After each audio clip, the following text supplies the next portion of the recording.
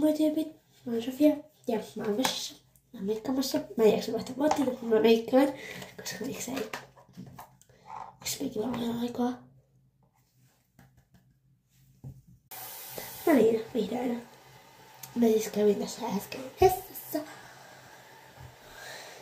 Aloitetaan meikkilukki.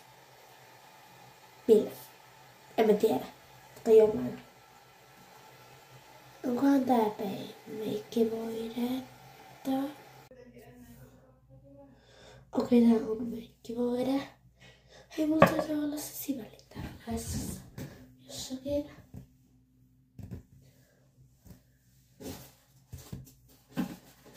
Tää onkin bronseri.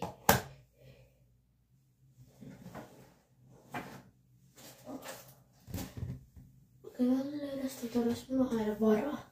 Mutta ei yksi tällaisi välillä. Missäköhän se on?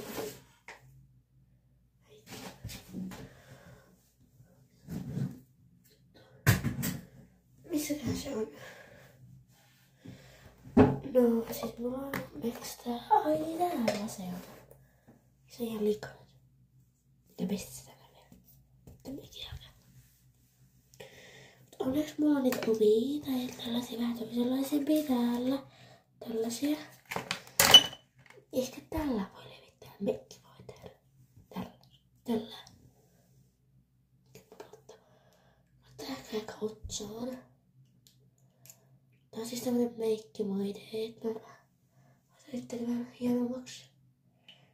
Siis mulla saa nimesi tänne paikan päällä, niin sitten vähän meikkiä naamaan.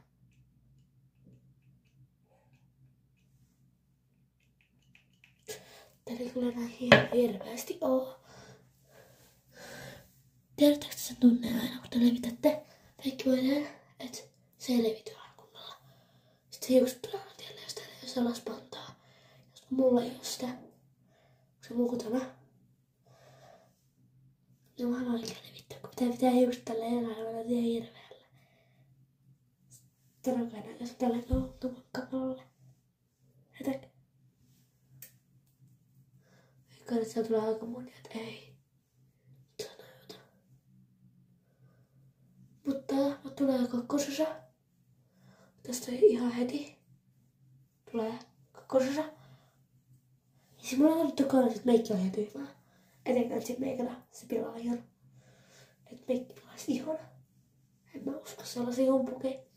Nää on osas 2. Heippa!